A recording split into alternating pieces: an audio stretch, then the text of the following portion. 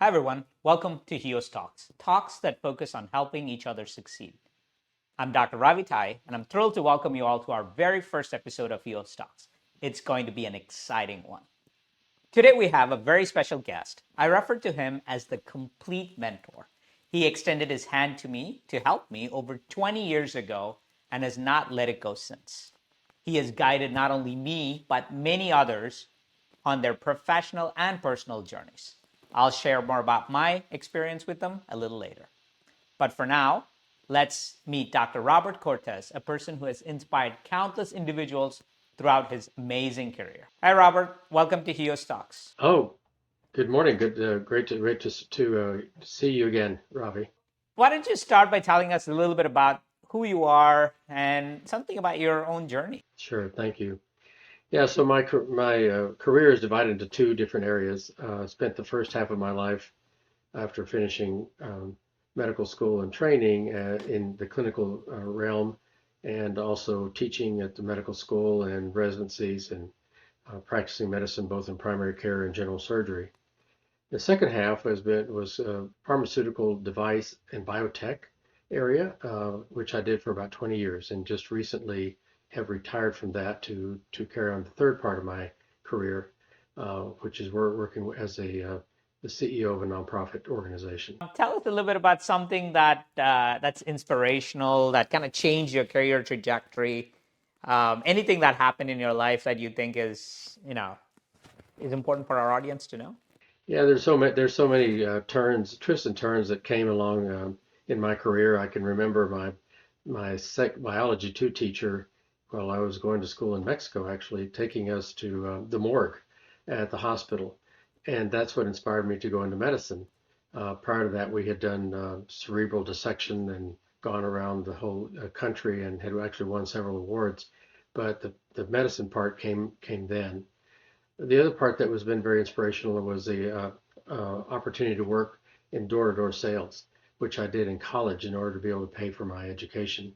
And I spent basically 80 hours a week, and the idea was to do at least 30 demonstrations a day, Wow. which is a lot. And this is with a company that has worked with college students for a long time. But through this, I was able to succeed not only in selling as indirect sales, but in leading teams. So for the second and third year that I did this, I was able to lead teams and worked in different states in the United States to do that.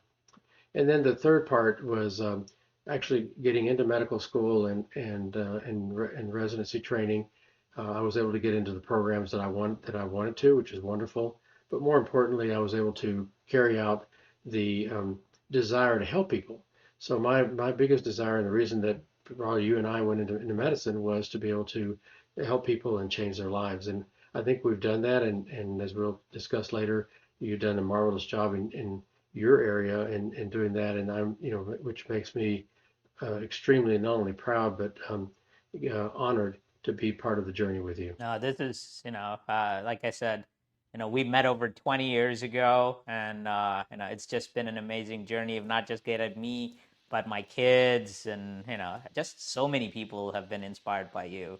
So it's amazing to have somebody like you as my mentor personally. But I think a show like this, where you kind of get to spread your thoughts and your things and your motivations, I think is very inspiring. So why don't you tell us a little bit about what made you made that switch from practice to industry? Uh, the truth. So I had wanted to become an oculoplastic surgeon and had the opportunity to do a mini fellowship in ophthalmology while I was still in practice. And I applied to the ophthalmology department. Unfortunately, there was only one spot and there were 78 Wow. applicants. Yeah. And so at the end of the whole thing, with only one spot and you're number two, it doesn't matter. But there had been a pharmacist who had worked with me in the clinic, and he said, why don't you become a medical science liaison? I said, what's that? He says, I don't know, but you do a great job. And so I joined a company. Sharing Plow was my first company that I joined, and actually it was a great experience because as the trajectory of the 20 years that I've been in industry, it helped me to understand things from the very frontline level all the way to leading large teams later on during that time.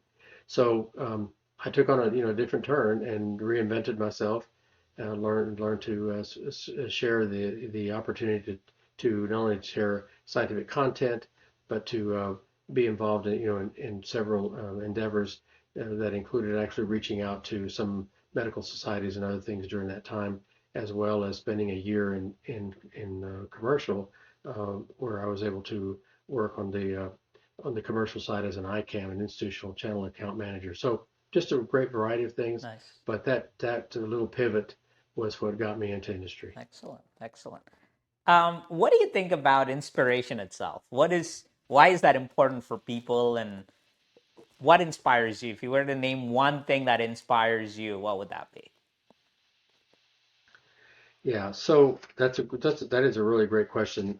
I'll just say that my big inspiration is God, family, and purpose, and those are things that help me. But inspiring is great because it's different than motivation.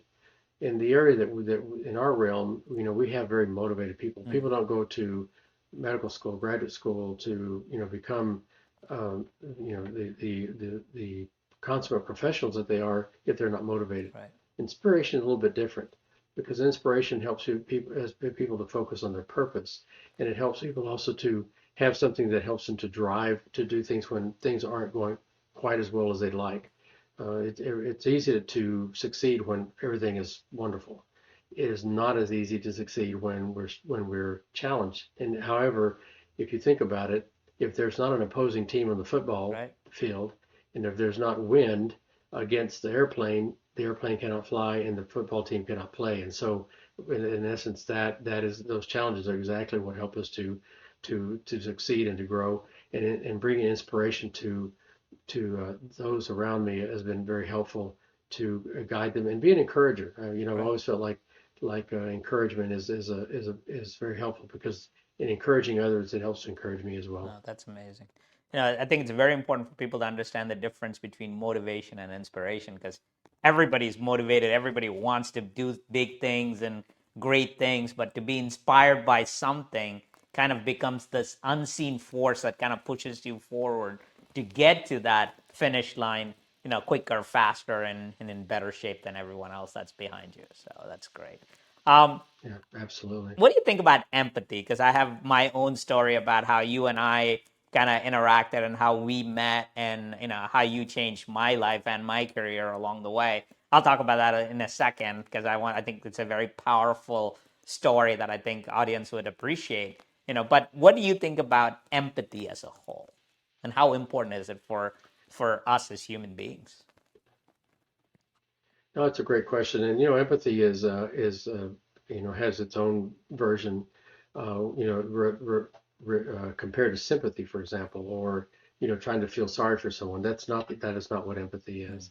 I think empathy really is wanting people to succeed not only to your level but beyond. right, So it kind of ties into the concept we'll talk about in a little bit as far as mentorship. But essentially, it's wanting to bring people into the fold, and realizing that they have the opportunity to succeed and to do greater things. We do that with our children. right, That's exactly what we want our as your young men have grown, to see them succeed. To me is an incredible um, inspiration just because I watched them grow since they were little. right, And that same thing happens with those that we work around. We bring people into industry who have never been in industry before, or people who come into medicine who have never been residents and never practiced, and you guide them through that process. right, But you have to have empathy. You have to have love for people. I think love is really important. I think also respect, because you're being sympathetic, but it's not sympathy. It's not like, oh, right. gee, I'm sorry things are not going your way. It's, hey, I want to help you succeed. I want to Exactly. help you become, and it's really at the heart of HEOS, of HEOS, right? In helping others succeed is how can we have that heart to become one with those that we work with, and becoming good listeners, for example, and becoming advocates and bringing in inspiration and positivity. All of those things, they're processes and they're tools, but the part really comes from what comes from within the heart. And not everybody has empathy, and you don't have to have empathy to succeed necessarily. Right. It just happens to be something that has worked for me. No, that's great. So just I just want to kind of reminisce, go back to our past and how we met and how things happened and things of that sort. So for our audience, I've been a geek, I've been a nerd, I'm great at school. I studied all my life. I did well in med school. I got into a very good residency program. I did great on my boards. But then when I came and I started the residency program, I got assigned to a clinic, right? And Robert was one of the key folks in that clinic. But there was this one gentleman that kind of had it out for me. I don't know what it was, whatever it was. Maybe he was trying to be tough on me, or he was just being a jerk. I have no idea, whatever it was. But, he was very tough on me to the sense that, I was supposed to go in, look at a patient, do my assessment, come back, and him as a preceptor, I would have to provide background on what the patient is, what our treatment plan is, and things of that sort. But irrelevant of who the patient was or what I did, I was always wrong. I could never be right because it just kind of changed everything for me, because all of a sudden I went from this guy that felt like he knew medicine and science and to someone's like, do I really know what I'm talking about? Am I going to hurt patients if I become a doctor? And I kind of started losing confidence in myself. And, as a young guy with, two little kids at home, kind of now rethinking, is this my career trajectory? Do I even want to be a doctor? It was very difficult. And I was kind of struggling on the inside, right? Because I couldn't really talk to anybody about it, and you were there. You noticed me kind of suffering in silence, and you kind of approached me and spoke to me, gave me confidence, and basically told me, come present your patient's cases to me first, run it past me, and then go present to him or whatever. And then everybody started to realize that it wasn't me, right? Because whatever I spoke to you about, I would go present to him, I would still be wrong, right? And so that kind of changed everything. And fortunately for me, he got deployed, and it kind of gave me a break in my life, in the sense that we took our shelf exams. I scored in the 95th percentile in the country. I kind of regained my confidence. But the moral of the story here is, if you didn't see me struggling, or if you didn't pick it up and your empathy radar didn't see me doing that, and you didn't give me that helping hand, then I wouldn't know what I would be. I wouldn't know where I would be. I'd be flipping burgers. If not that it's a bad thing, but that wasn't what my career was meant to be. And it kind of changed everything. And then, of course, I wanted to be like you, and you joined the industry, and I followed right behind you and joining the industry, and things of that sort. But I think that key to that whole conversation of that story is understanding when somebody is struggling, and understanding what they're going through, and becoming that hand that kind of reaches out. The things that we're trying to do with HEOS, and it's exactly the same. It's like somebody gave me a helping hand. Now I want to be able to extend that to others, and others should be doing the same thing. So thank you for everything you do for me. But I just wanted to get that story out so people understand the power of empathy, power of helping someone, and how that changes people's lives and careers. And just to be clear, it was not a sympathy. Oh, poor Ravi, right? So one of the things that, and I've had this discussion before, is one of the things that I also like to do is to be able to find, identify, and develop talent. And I could see already that you had a lot of talent even prior to coming to the residency, where you had developed several companies and had worked in that area. And it's interesting, and great for another conversation, but there are several inventions and things that you had ideas about 10 years before they came out, and at the time it was like super innovative. And now those are now in the forefront. The pocket ultrasound as an example, or others. But I saw that, and then I also realized that we my family, and you may know this already. I'm first generation immigrant. I'm a first generation immigrant from Mexico. Came in 1956 at 11 months of age, and came with my parents legally to Tennessee. My father was an accountant, and he wanted to further his studies in the U.S. And people did helped him. There was a host family that took them under them, and then my family did the same for others. And so it's something that we passed on, and I hope that I pass that on to my children, and I also pass it on to those that I have the opportunity to interact with, because it can create a huge wave of success by doing that. But no doubt that you had all the right things. It's just getting things in the right order so that you could have the opportunity to succeed, which you have done in incredible ways. Yeah, no, thank you. But no, that's so to coming back to the whole concept of inspiration and empathy, and what makes you think of someone as a good mentor? And on the converse of it, what makes you think someone would be a good mentee? Like, are there certain qualities or things of that sort that would make somebody a good mentor? So, because everybody's looking to find a mentor. I got fortunate, I have you and multiple other people that have kind of become, mentors in my life. But as a mentee, what should I be doing? And as a mentor, what should they be doing to help their mentees? Yeah. So, the discussion we've had is that of, what is meant to, I would call it mentor dash ship, right? And that is that when the tide rises, all boats float to the top. What does that really mean? And so I think it really, from the mentor side is it requires the ability to empower someone to be greater than you. Mm-hmm. And it's really not even it's not even that. It's empowering them to succeed. It's being humble because it's not about me. It's about the mentee, and really realizing that being a mentor is a contact sport. It requires a two-way street. So one of the things that a good mentee uh, will have is you can become very structured. I think you and I were never structured, but we certainly worked on a day-to-day basis so that we understood where we were coming from, and many times that it may require the mentee to have some preparation, be inspired and motivated to reach new heights. A mentor needs to be able to see the value in someone before they even see it themselves. And that's I think seeing and believing what they'll become even before they do, creating and facilitating a path, and that may mean actually rolling up your sleeves and saying, hey, let me find a way to get you into industry as an example, or let me find a way today to be able to see that patient better, or how can I help to improve. And the example, I've had some wonderful mentors as well. There were two business coaches that I had when I was at a company in Fort Worth, and one of them actually was in-house, and the other one was actually hired to help.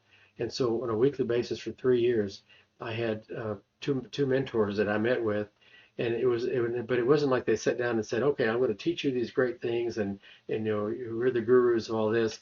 The first thing they would ask when I would sit down, each one did the same thing, was, "How's your week? There you go. What are you doing? What are you trying to accomplish?" And then they would help me dissect that and see that from a different angle that I did not have a vision for. Many of both these gentlemen had at least 40 years experience, and so to me, even though they were not physicians, they were certainly mentors in the business area, and they really increased my business acumen.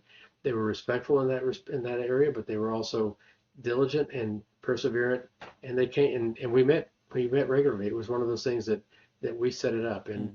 so I think that's very helpful. No, that's great. Even between the two of us, it was never established. We never established it as a mentor or a mentee or anything to that effect. It's just something that naturally flowed, where you look up to someone, and even within our own careers, we've gone through different phases where I was, we were colleagues, we were superiors, we were this, we were that, but nothing changed in our relationships during that process, to a point where I mean, if you look at the title of what I gave this, I call it the ultimate mentor, right? And to me, an ultimate mentor, the reason I say that is because a mentor kind of guides someone through your life, right? An ultimate mentor actually becomes a part of your life, right? And which is kind of like what you have become. Is you've actually become a part of my life, to a point where my kids look up to you. They come to you for advice now that both boys are in medical school. Now it's more about what does Uncle Robert have to say. Do you think it's a good thing to do? It's more than what does Daddy have to say. So it's amazing how those kinds of relationships and bonds form. With someone who was your residency program director or somebody who was your clerkship director. You usually don't look at forming those kinds of bonds with those kinds of people. You kind of always look at it as a different level, but that's why I call you an ultimate mentor, because you change the way people are, you change the way people feel, you change the way people think. And I think that's very important for younger generations that are trying to come forward and trying to make something out of themselves in this really dog eat dog world, right? Everybody has to stand out, and what can we do to help each other to get there? Thank you. You're very kind. So, just in that same vein, in terms of younger generation coming up, what advice do you have for them, as they're either thinking, contemplating career options, or, thinking about, hey, who do I reach out to help us? How does that work in your mind? Yeah, I think those are coming aboard. Not feel free to be able to reach out to people, and not everybody is always going to be accepting of that. They may not feel comfortable. That may not be their superpower. May not be what they do all the time. But I think one positive thing is that we can receive mentoring from different people in different ways, and sometimes it's not the ultimate mentor. It may be a small area where people fit in that. And so, for example, and also for seasons of life. So, for example, it may not be something like you and I have had this 20 Right. year, and I hope that we have as many more years than to go. But in some cases, you'll have people who are maybe a mentor for 3 months or 6 months or whatever, and it's taking that information and creating the next best version of yourself, or themselves, I guess, for these young individuals that are coming up, but also those who are seasoned. I mean, let's take an example. Tiger Woods. Tiger Woods has a swing coach. He has a psychology Right. coach. He's got several people around him, and he's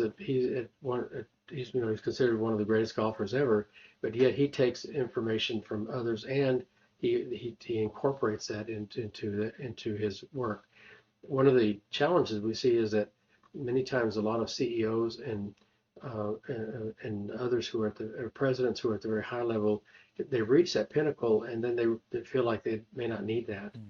But I think the more successful ones are the ones that still have mentors in their life that they go to, and it may be a quiet thing. Some people don't know that that's happening, Right. or it may be a very overt thing. But I think that it's important. It's important to seek that out, and it's important for those who have the mentor desire is also look for people. Look to find that talent, that hidden talent. I've had situations where, I've had very, very talented people 2 or 3 levels down in my organization that have been sitting in cubicles, Mm. basically behind a computer for a long time. And then in my working down the organization, I find that they could be a really great asset at a much higher level. And so my goal is to be able to bring them to that. And I've had that happen where many of these individuals now have much higher titles than I do, Mhm. and that's great. That inspires me, right? It's to see them succeed, because we all have our journey, and you know and just like in your case, Exactly. it's been a joy to see you succeed and grow. And I know you're not done yet. We're not done yet, right? So I think that's important. So being able to seek out, be able to receive, be able to look for talent, and then also look for those who have a vision to where they want to go, and help that vision become a reality. Right. No, thank you for that, because what you did for me is what I'm trying now to do to other people as well, right? So I've mentored, multiple people during my journey, kind of taking feedback from you and multiple others like you that have mentored me throughout. And the whole concept of this HEOS, or helping each other succeed forum, is for that purpose. It's not just about what can I do just for them, but what can my network do for them, right? And so it's impossible for everyone to be your mentee, but to be able to get these types of feedback from you in a forum where they can hopefully pick up something, I think is an amazing opportunity for everyone. So, final question before we go: what do you think about our mission here with HEOS and what we're trying to do? So I'm very excited about it, and as many endeavors that you have started in the past, I think you're a driving force. So I think that's important. But I think the beauty of this is that you've brought in many people to help and to grow this, and so you're bringing a lot of talent on board. You're asking me to find other people that will be added onto this HEOS group, and it inspires me to look for top talent, people that already are doing that we can incorporate this. And I can't imagine where this will go with in terms of not just inspiring people, not only helping people succeed, but also developing content that they can use, taking information that can be used and spread across the globe. And because people in this forum are going to have the opportunity to take this in, but you don't know where they are. And just they could be in another country, they could be in another state, Hopefully, another and planet. also they could be in different areas. Another planet, they could also be in different areas, and not just medicine or industry. This is going to be across all areas, which I think is another beautiful part of this, that it's the expansion and the reach, the footprint is going to be huge, and I'm looking forward to being a part of it. Very honored to be part of it, and looking forward to support this endeavor. Awesome. Thank you, Robert. You've been great, not just for me, but for so many people. You have inspired their careers. We look forward to having you over and over again here, so all of us can sponge every bit of inspiration and knowledge and experience we can get out of you. So thank you very much for taking your time. We very much appreciate it.